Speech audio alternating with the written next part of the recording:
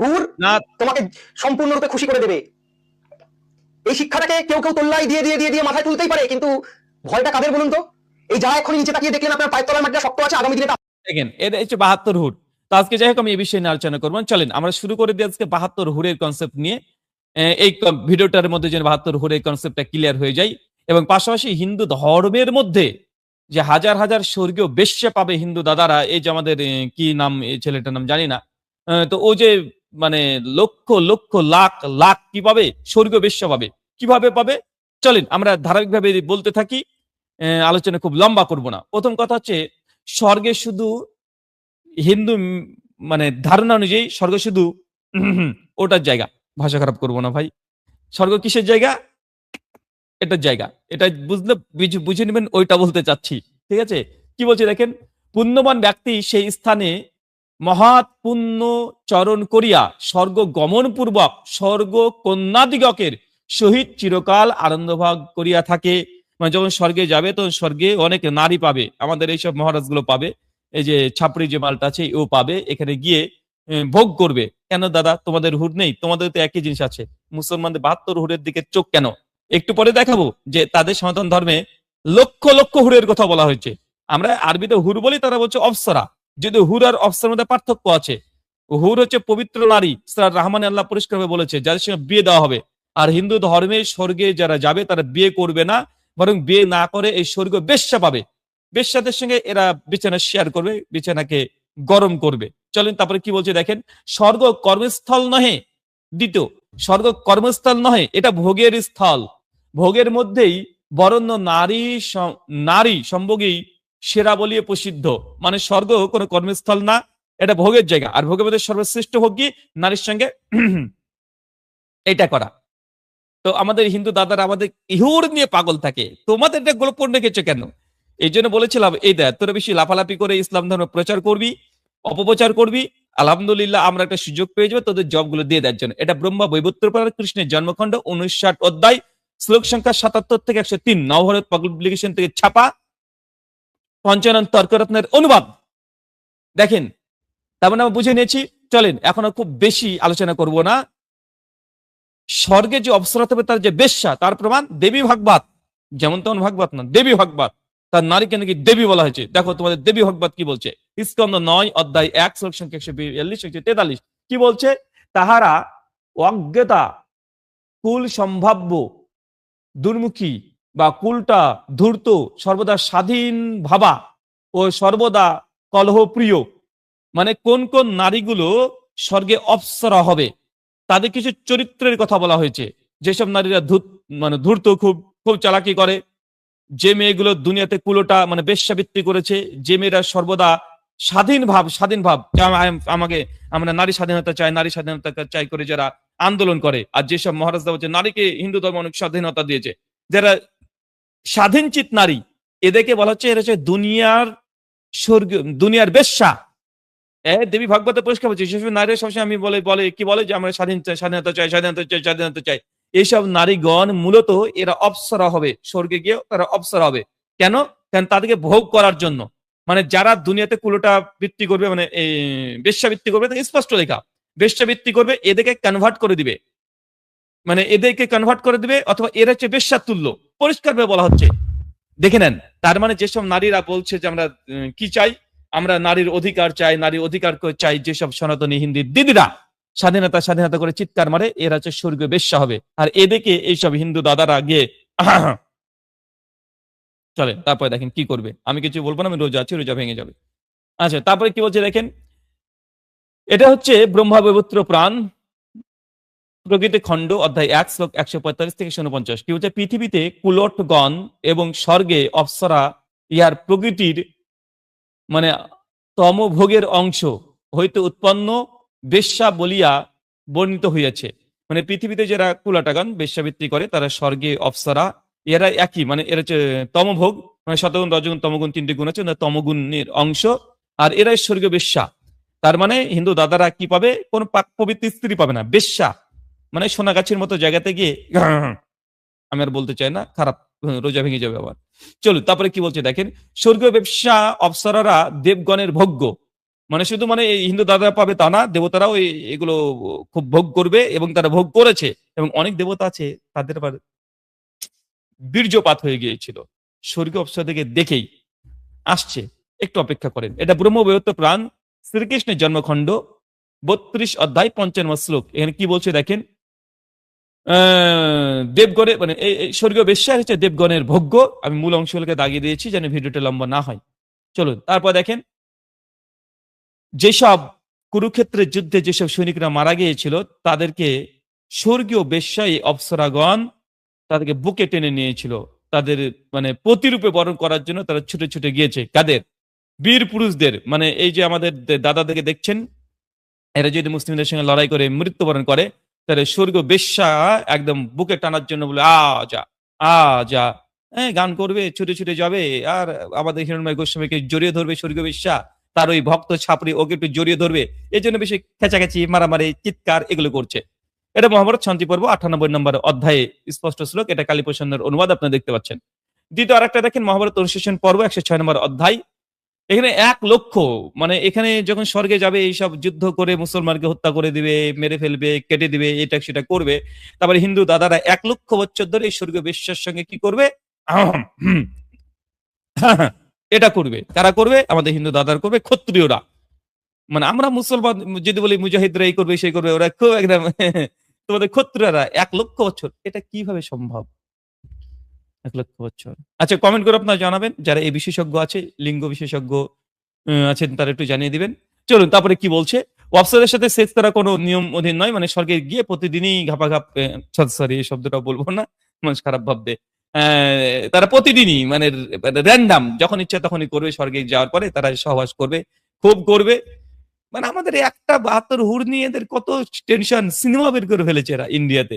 হয়তো ওদের হাজার হাজার লক্ষ লক্ষ বছর ধরে তারা এই সরি ওগুলো করবে, ডিংটাং করবে, টিংটাং করবে, ঠুকাই করবে, কিন্তু এইগুলো নিয়ে তাদের কোনো টেনশন নাই। মানে ইসলামকে টার্গেট, বেটা তোরা টার্গেট করবি, তোদের ধর্মগ্রন্থগুলোকে দেখিয়ে দেবো। আর আমাদের তো 72 হুর, আর তোদের কয়টা রে? লাখ লাখ লক্ষ লক্ষ বছর ধরে শুধু এইগুলো করবি তোরা। এটা রাজশেখর বসুরের মহাভারত বন পর্বের 3য় অধ্যায় আছে 167 শ্লোকে। এরপর দেখেন আরেকটা দেখেন, মহাভারত আদি পর্ব অধ্যায় 75 কালীপ্রসন্নের অনুবাদ। স্বর্গে না গিয়ে অপ্সরাদের সঙ্গে অনেকেরই যে ঋষি মুনি ঋষিরা আগে মানে খুব খুব ডিংডাং এইসব কাজ করেছিল। এবং এইসব দুনিয়াতেও বেশ কিছু অপ্সরা আগে আসতো, ঋষি মুনি ঋষিদের কাছে আসতো, দিয়ে উল্টাপাল্টা করানোর জন্য আসতো। চলেন একটু পরে আমরা দেখাচ্ছি। দেখেন কি বলছে, মানে দুনিয়াতে যেসব মহাপুরুষরা নিজেদের বউদের কাছে গিয়ে গিয়ে আপনারা মানে ডিংডং করার পরেও তৃপ্তি পাননি, তারা স্বর্গে গিয়ে একদম ডিংডাং করে স্বর্গীয় অপ্সরাদেরকে পাবেন, তাদেরকেও তৃপ্তি সহকারে করার। উম, হ্যাঁ ঠিক আছে, কালীপ্রসন্ন মহাভারত আমি আর বলতে চাই না, কি করবেন। তারপরে দেখেন কি বলছে, দেখেন এই অপ্সরাদেরকে দেখে আপনারা এই হিরণময় গোস্বামী বা তার এই ছাপড়ি মালগুলো যেগুলো আছে, এরা তো ছোটখাটো মানুষ। আরে দেবতাদের বীর্যপাত হয়ে গেছে, দেবতা মানে এত সুন্দর দেখতে, তাদের এমন এমন এমন, ঠিক আছে আপনারা বুঝে নেন এমন। তো দেখেই দেবতাদের ঠিস করে ঢিলা হয়ে গেছে কলকাতা হারবাল। শীঘ্রই পতন রোগের জন্য যোগাযোগ করতে পারেন আপনারা যাদের এই সমস্যা আছে। তবে দেবতাদের এই কাজ হয়েছে কোথায় হয়েছে দেখেন। রাজা ভোজ বলে একজন ঋষি ছিলেন, রাজা ভোজ। তার তার ব্যাপারে আলোচনা করা হচ্ছে। যখন মানে গীতা মানে অপ্সরা অনেকজন আছেন, 26 জন বিখ্যাত বেদের মধ্যে পাওয়া যায়। ঘিতাচি একজন অপ্সরা, তিনি যখন স্নান করছিলেন, আর এই সময়তে তার শরীরের একটা অংশ কাপড় শুধু সরে গিয়েছে। আর দূর থেকে যখন রাজা ভোজ যখন দেখেছে, এই ঋষি যখন দেখে নিয়েছে, ঋষিদের এত নাকি তাদের সংযম করে, তারা সেক্স এত কন্ট্রোল করে। দেখার শেষে কিছু দেখেনি, একটু ধরে পায়ের একটা অংশ দেখেছে, নখ দেখেছে, টুকুস করে শীঘ্রই পতন, কলকাতা হারবাল হয়ে গেছে। আমি কিছু বলতে চাই না, এটা মহাভারত আদি পর্ব 129 অধ্যায় 33 থেকে 38 নম্বর শ্লোকে এই কথা লেখা আছে। তারপর ওখান থেকে একটা বাচ্চা জন্ম দিয়েছিল, সে বাচ্চা মহাভারতের বড় একটা ক্যারেক্টার, দ্রোণাচার্য নামে পরিচিত আছে। এই বিষয়ে ডিটেল আলোচনা করা যেতে পারে। দেখেন, সৈনিকদের সার্ভিসে ব্রাহ্মণ 20,000 অপ্সরা সাপ্লাই। যেসব হিন্দু সনাতনী দাদারা যুদ্ধ করবে মুসলিমদের সঙ্গে, মুসলিমদেরকে এসে টিং টিং করে মেরে দিবে, টিকচিক করে কাটবে, এর দেখাচ্ছিল যেভাবে, তো তাদেরকে 20,000 স্বর্গীয় অপ্সরার লোভ দেখানো হচ্ছে। আমাদের মাত্র 72 হুন নিয়ে টেনশনে মাথা ঘেমে যায়, কিন্তু 20,000, এটা বাল্মীকি রামায়ণ যেমন তেমন রামায়ণ না, অযোধ্যা কাণ্ডের মধ্যে পাওয়া যাচ্ছে। অযোধ্যা কাণ্ড এর 91 স্বর্গের 43 থেকে 45 নম্বর শ্লোক, গীতা প্রেস গৌরক্ষ পত্রিকার ছাপা। আর কি চাই আপনাদের? ও আপনারা অনেকে চাচ্ছেন যে দেবতাদের বীর্যপাত কিভাবে হয়েছিল এটা দেখার জন্য। শোনেন আমি একটা কথা বলি, শুধু দেবতাদের বীর্যপাত নিয়ে একটা আলাদা ভিডিও হবে। একটা ভিডিও তৈরি করবো যে দেবতারা কোন কোন অপ্সরাকে দেখে কিভাবে বীর্যপাত হয়েছে। খুব সুন্দর সুন্দর স্টোরি আছে, ঘটনাগুলো খুব সুন্দর সুন্দর করে আপনাকে পড়ে পড়ে শোনাবো, আপনারা শুনবেন। তবে রোজার মাসটা চলে যাক। যে আমাদের অনেক কমেন্টারি মানে কমেন্ট যারা করছেন তারা খুব মানে বিষয়টাকে ভাবছেন যে রাহুল ভাই আপনি আমার রোজাটাকে হালকা করে দিলেন। তা আমি আপনাদের রোজা ভাই হালকা করতে চাই না। তার জন্য আমি ভালো হয়ে গেছি, রমজান মাস ভালো হয়ে গেছি। তবে আপনারা যদি জানতে চান কোন কোন দেবতার কোন কোন অপ্সরাকে দেখে বীর্যপাত হয়েছিল, এই ব্যাপারে স্বতন্ত্র একটা ভিডিও যদি করতে চাই 3 থেকে 4 ঘন্টা লাগবে। 3 থেকে 4 ঘন্টা লাগবে। তো একটা লম্বা ডিটেল আমরা ভিডিও করে দেব। চলেন তারপরে কিচ্ছু যৎসামান্য দেখিয়ে দিই যে কোন কোন ঋষির বীর্যপাত হয়েছিল, কোন কোন দেবতার একদম অপ্সরাকে দেখে। এটা অপ্সরা কে দেখে ঋষিপুত্রের বীর্যপাত। এটা মৎস্য পুরাণ 50 অধ্যায় 8 থেকে 10 নম্বর শ্লোকে এটা পেয়ে যাবেন। আমি এটা পড়ছি না এখন, ঘটনা অহল্যার ঘটনা আছে এখানে। যেদিন স্পষ্টভাবে পুরো এপিসোড করবো সেদিন পড়ে পড়ে শোনাবো। আচ্ছা, অপ্সরাকে দেখে ঋষিপুত্র সরন্দারের বীর্যপাত একবার হয়েছিল। ভাগবত পুরাণ নবম অধ্যায় 21 নবম স্কন্ধের 21 অধ্যায় 35 নম্বর শ্লোক। আরো দেখেন উর্বশীকে দেখে বরুণ দেবতার বীর্যপাত হয়েছিল। ভাগবত পুরাণ স্কন্ধ 6 অধ্যায় 18 শ্লোক সংখ্যা 6। আরো আছে অপ্সরা হচ্ছে স্বর্গীয় বেশ্যা, মানে কিভাবে যে বেশ্যা হলেন তার একটা স্টোরি দেওয়া আছে যে অপ্সরা কিভাবে তারা স্বর্গীয় বেশ্যা হলেন। মৎস্য পুরাণ 70 অধ্যায় 17 থেকে 22 নম্বর শ্লোক, কিভাবে হয়েছিল নারদের অভিশাপে, সেটা এখান থেকে পেয়ে যাবেন। তো এতগুলো শুধু হিন্দু ধর্মে শুধু অপ্সরা কথা, এতগুলো জায়গাতে অপ্সরা কথা লেখা আছে, মানে শত শত রেফারেন্স দিয়ে দেওয়া যাবে এবং হিন্দু তারা পাবে এবং ডিং ডাং করবে একদম। আমি রোজার মাস, আমি বারবার বলছি, আমাকে ভালো হতে দেন আপনারা। দেখেন অপ্সরা স্নান করিয়ে দিবে, যেসব যোদ্ধারা রক্ত রক্ত নিয়ে মৃত্যুবরণ করবে হিন্দু ধর্ম অনুযায়ী, বাল্মীকি রামায়ণ অযোধ্যা কাণ্ডের 91 নম্বর শ্লোকের স্বর্গের 53 নম্বর শ্লোক, সেই সব যারা মৃত্যুবরণ করবে ক্ষত্রিয়রা রণক্ষেত্রে, এই সব ব্যক্তিদেরকে কি করবে, স্বর্গে গিয়ে এই সুন্দরী সুন্দরী অপ্সরাগণ গোসল দিয়ে দিবে। দারুণ ব্যাপার, কি সিন চিন্তা করেন। মহারাজ হিরণময় গোস্বামী তার ছাপড়ি মালগুলো এইসব পুরোই মানে এইসব ইসলাম বিদ্বেষে তো কথা প্রচার করে। সৈনিকদের সাথে ওটা করবে, কি করবে দেখতে পাচ্ছেন। এটা বাল্মীকি রামায়ণ অযোধ্যা কাণ্ডের 91 নম্বর অধ্যায়ের শ্লোক সংখ্যা 58। সব বাল্মীকি রামায়ণ থেকে দেখাচ্ছি, গীতা প্রেস থেকে দেখাচ্ছি কিভাবে কি করবে, সৈনিকরাও করবে, যা করার করবে। চলুন তারপরে দেখেন আরেকটা দেখেন কতগুলো অপ্সরা পাবে এখানে। 500 অপ্সরার কথা বলা হচ্ছে যে সার্ভিস দেবে। কৈশাতিক ব্রাহ্মণ উপনিষদ অধ্যায় 1 শ্লোক সংখ্যা 4, একদম প্রথমেই পাবেন 500 অপ্সরা এগিয়ে আসে তার দিকে।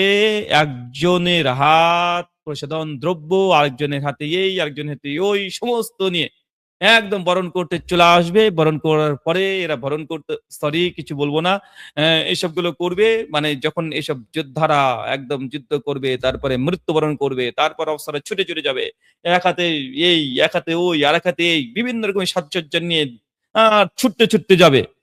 গিয়ে একদম বাকিটুকু আপনারা দেখে নেন, পড়ে নেন, আমি ভালো হয়ে গেছি। এরপর দেখেন পরাশর সংহিতাতে আছে 3 অধ্যায় 39 থেকে 42, মানে যোদ্ধা যারা তাদেরকে অপ্সরা দেওয়া হবে। বারবার আমাদেরকে বলে না মুসলমানরা যুদ্ধ করে জিহাদ করে যে স্বর্গীয় 72 হুর পাবে, বেড়াতে হাজার হাজার দেখ যুদ্ধের জন্য পাওয়া যাবে। ইসলামে ওইসব কথা যেগুলা ফাপড়বাজি তারা করিস, অপব্যাখ্যা করিস, সেগুলো একটু জবাব আমরা প্রথমে দিয়ে এসেছি। এরপর দেখেন আবার স্বর্গে শুধু মানে কিসের জায়গা, আমি আর বললাম না, স্বর্গে শুধু ডিং ডাং করার জায়গা, আর কোনো কাজ নাই স্বর্গে, ডিং ডাং করবে আমাদের হিন্দু দাদারা। বাহ চমৎকার। এরপর দেখেন শুধু এটা নয়, স্বর্গে যখন যাবে সেই সময় আমাদের এই হিন্দু দাদারা অপ্সরাদের মধ্যে শুয়ে থাকবে। কি সিন, এটা নারদ পুরাণে আপনারা পেয়ে যাবেন, স্ক্রিন আপনারা দেখতে পাচ্ছেন। ধার্মিক হিন্দুরা স্বর্গে যাওয়ার আগেই পাবে হাজার হাজার অপ্সরা। মার্কিন পুরাণ 10 অধ্যায় 83 থেকে 95 নম্বর শ্লোক, মানে দুনিয়াতেও পেতে পারে, কিছু কর্ম আছে। এখন আপনারা পেতে মানে কি কি কাজ করবেন, যে কাজগুলো করলে স্বর্গে আপনার অপ্সরা পাবেন। একটা যুদ্ধ করে মরে গেলেও তো আপনি স্বর্গে পাবেন, হাজার হাজার অপ্সরা পেয়ে যাবেন, দেখতে পাচ্ছেন। দ্বিতীয় একটা কাজ করতে পারেন, নিজের বউকে একটা কোনো ব্রাহ্মণ দেখে আপনি দান করে দিবেন। যদি কোনো বউ, আপনি যদি আপনার স্ত্রীকে, আপনার মেয়েকে যদি ব্রাহ্মণ এদের ডং ডং ডং করে ঘন্টা বাজে তাদেরকে দান করে দিবেন, তাহলে আপনারা কি পেয়ে যাবেন, তাহলে আপনারা পেয়ে যাবেন স্বর্গে অপ্সরা। জবর একটা অফার, এটা চলছে আমাদের সনাতনী দাদারা, এটা অগ্নিপুরাণ, যেমন তেমন পড়েন না, আগুন পুরাণ, মানে আগুন তুলে দিবেন আপনারা। বউটাকে যদি গিফট করে দেন কোন ব্রাহ্মণকে, তাহলে স্বর্গে গিয়ে অপ্সরা দেবে, আপনি আগুন তুলে দেন ওখানে। এই দুনিয়াতে আপাতত ব্রাহ্মণরা আগুন তুলুক আপনার স্ত্রীর সঙ্গে। এটা অগ্নিপুরাণ 211 অধ্যায়ের 39 থেকে 40 শ্লোক। দারুণ মানবিকতা আছে, দারুণ বলা হয়েছে। এটা নারীকে একদম দেবী হিসেবে উল্লেখ করা হয়েছে। এইসব দাড়িওয়ালা এইসব দাড়িওয়ালা হুজুরা বুঝবে না, এটা তারা বুঝবে। হ্যাঁ, এটা দারুণ একদম। বউকে দান করে দেন, ব্রাহ্মণ বিছানা গরম করবে দুনিয়াতে, আপনি স্বর্গে গিয়ে গরম করলেই হবে। এখানে এটাই দেবী ভাগবত পুরাণ স্কন্ধ 9 অধ্যায় 30 শ্লোক সংখ্যা 21 থেকে 30। কেউ যদি দুনিয়াতে নিজের মানে স্ত্রীকে যদি গিফট করে দেয়, দিয়ে দেয়, কোন ব্রাহ্মণকে দিয়ে দেয়, তাহলে স্বর্গে গেলে ডবল, মানে আপনি একটা বউ ব্রাহ্মণকে দিবেন, স্বর্গে আপনাকে দুটো করে অপ্সরা দিবে। আর অপ্সরা গান্ধর্বদেরকে দেখে আপনার টুকুস করে কলকাতা হারবাল হয়ে যাবে। টুকুস করে পড়ে যাবে কলকাতা হারবাল, জুস পড়বে। এটাই বলছি, আমি তো বলছি না। এটা হচ্ছে আমাদের সনাতন দাদাদের দেবীদের সব ঘটনা, আপনারা পড়তে পারেন। দারুণ দারুণ অফার চলছে, দেবী ভাগবতে অফার দিয়েছে আপনাদেরকে, করতে পারেন। আমাদের এই যে কি হিরণময় মহারাজ কে যদি ওই ছাপড়ি যদি তার বউ বা তার বোনটাকে যদি দিয়ে দেয়, তা দুটো করে পাবে, ডবল পাবে, Dhapa sorry sorry sorry ding dong করবে ওই স্বর্গে গিয়ে। আর এখানে মহারাজ হতে পারে দুনিয়াতেই ডিং ডং করবে। কেন এখানে বলা হচ্ছে যে ভারতীয় ব্রাহ্মণকে দিতে হবে, উনি তো ভারতীয় ব্রাহ্মণ, এস আই মানে নাম নেই। হতে পারে ও পিঠে দাগ থাকতে পারে মহারাজের। চলেন, এরপর কি বলছে, যদি এটা হয় তারপরে কি করবেন, গঙ্গায় স্নান করবেন। ঘাপাঘাপ করলেই শুধু হবে না, গঙ্গায় স্নান করবেন যদি অপ্সরা পেতে চান। গঙ্গায় স্নান করবেন, স্নান করবে, করার পরে আপনাকে স্বর্গীয় অপ্সরা দেওয়া হবে, এবং অপ্সরাগণ আপনাকে মানে ঘুম ভাঙানোর সময় গান করবে, গান করবে, গান করবে, আর স্বর্গে গিয়ে হাজার হাজার বছর ধরে ডিং ডং করবেন। এই অফারটা দিয়েছে মৎস্য পুরাণ। এই যে মাছ পুরাণ, মৎস্য পুরাণ 107 অধ্যায় 4 থেকে 5 নম্বর শ্লোক, সবগুলো নবভারত প্রকাশনী থেকে দেখাচ্ছি। আরো দেখেন কি করবে, সেতু স্নান করলেই অস্ত্রদের সঙ্গে টিং ডং করতে পারবেন। একদম ঘন্টার পর ঘন্টা চলবে। কি বলছে, যে ব্যক্তি স্বর্গ অপ্সরাদিগকের সহিত রমণ করিবার, রমণ মানে টিং টং, ডিং ডং, ঢিং ঢং, গাম থাক পরিবার আশাই সেতু স্নান করে, তাহারা সেই কামনা সিদ্ধ হইয়া থাকে, সে স্বর্গে গিয়া অমরিদগর সহিত রতিক সরি ওই যে রতিক ক্রিয়া মানে ওই ক্রিয়া মুক্ত মানে মুক্তি প্রদ সেতু ক্ষত্র মুক্তি নিমিত্তে স্নান। ডিটেল ঘটনা আছে এটা। অগ্নিপুরাণ দেখেন। আবার আগুন পুরাণ কি অফার দেয় আপনাকে, মন্ত্র জপ। একটা মন্ত্র আছে, মন্ত্র জপ করলে আপনি ডিং ডং করে আপনি একটা পেয়ে যাবেন। কি পেয়ে যাবেন, অপ্সরা ঘাপ ওখানে চলবে স্বর্গে গিয়ে। এটা আগুন পুরাণ মানে অগ্নিপুরাণ 292 অধ্যায় 13 নম্বর শ্লোকে পেয়ে যাবেন। আচ্ছা দেখেন, একজন ঋষির কথা বলা হয়েছে, ঋষি কাণ্ডু। তিনি 900, শুধু আপনাকে এখন অফার দেওয়া হয়েছে তাই না, যে আপনি ভাবছেন পাবেন কি পাবেন না, পাবেন কি পাবেন না, স্বর্গীয় অপ্সরা কি পাবেন কি পাবেন না। তো এরকম একটা ঘটনা স্টোরি দেওয়া হয়েছে যে এই ঋষি কাণ্ডু তিনি একটা স্বর্গীয় অপ্সরার সঙ্গে 987 বছর ডিং ডং করেছিলেন। 1 2 নেই, 987 বছর 6 মাস 3 দিন ধরে করলো কিভাবে এতক্ষণ, 986-87 বছর 6 মাস 3 দিন ব্যাপী ডিং ডং করেছে। আচ্ছা কমেন্টে যারা আছেন তারা একটু কমেন্ট করে বলেন তো কিভাবে করেছে এই কাজটা। ঋষি কাণ্ডু তার কত পাওয়ার, এ তো থাক, আর কিছু বললাম না। এটা হচ্ছে বিষ্ণু পুরাণ, যেমন পুরাণ না, বিষ্ণু পুরাণ, ভগবান বিষ্ণু বৈষ্ণবদেব পুরাণ। প্রথম অংশের 15 অধ্যায়ের 1 থেকে 33 নম্বর শ্লোক পঞ্চানন তর্করত্নের অনুবাদ দেখতে পাবেন। আমি যদিও গীতা প্রেসের ছবিটা লিখেছি, কিন্তু স্ক্রিন দেওয়া আছে এখানে নবভারত প্রকাশনী থেকে। তো এখানে কি ঘটনা আছে খুব ডিটেল বলার দরকার নেই। আপনি এই ঘটনা যদি জানতে চান ইউটিউবে গিয়ে লিখবেন, শুধু আমার এই কথাটা লিখবেন 987 বছর সেক্স ঋষি কাণ্ডু লিখলে অনেক ভিডিও পেয়ে যাবেন। তো এখানে জাস্ট এতটা যে ঋষি কাণ্ডু খুব ভক্ত ছিলেন, একদিন জঙ্গলে গিয়ে ধ্যান করছিলেন। এই মুহূর্তে অবস্থাতে একজন অপ্সরা, একদম দেখতে খুব সুন্দর, আর অপ্সরাদের শারীরিক গঠন কি এটা আমি আলোচনা আজকে রোজার মাস এই জন্য এমনি এড়িয়ে গেছি, নচেত কি কি বলে দিই কি হয়ে যায় আপনাদের ঠিক নেই। এই জন্য আমি তাদের শারীরিক গঠন আর কিভাবে ডিং ডং করেছে এগুলো সব এড়িয়ে গেছি। কেন এই বছর আমার একটা স্পেশাল এপিসোড আছে আগে থেকে, 4 বছর আগের, ওটা দেখে নিতে পারেন। এখানে নতুন কিছু তথ্যগুলো নিয়ে এসেছে যেগুলো ওই এপিসোডে দেওয়া হয়নি। তো এইখানে দেখেন ঋষি কাণ্ডু ধ্যান করছে, আর এই মুহূর্তে অবস্থায় হঠাৎ করে ওই অপ্সরা চলে এসেছে ঋষির কাছে। ঋষিকে পটিয়ে পাটিয়ে দূর থেকে শুধু এটা দেখাই এটা দেখাই এটা দেখাই, এটা তোলে ওটা তোলে। আর ঋষির যখন ধ্যান ভেঙে যায় ওইসব জিনিস দেখে, সুন্দর সুন্দর জিনিস দেখে অপ্সরার, তারপরে তাকে নিয়ে চলে যাই একটা ঘরের মধ্যে ঢোকে, তারপর যে শুরু হলো রে বাবা, একদম 987 বছর 6 মাস 3 দিন ধরে ডিং ডং করতে করতে করতে করতে অনেক ঘটনা। আমি আর কিছু বলতে চাই না। আমার সাদা মনে কাদা নাই। আমি কিছু বলতে চাই না। ঋষি কাণ্ডুর অনেক ক্ষমতা, অনেক পাওয়ার। এই 2 পৃষ্ঠা মিলে আপনারা পড়ে নিবেন। এতক্ষণ ধরে আপনাদের কাছে যে বিষয়গুলো আলোচনা করলাম, মূল কথা হচ্ছে আমাদের হিন্দু সনাতনী দাদারা। আপনাদেরকে একটা কথা আমি বারবার বলে দিই, শোনেন। ইসলামকে নিয়ে টার্গেট করেন না।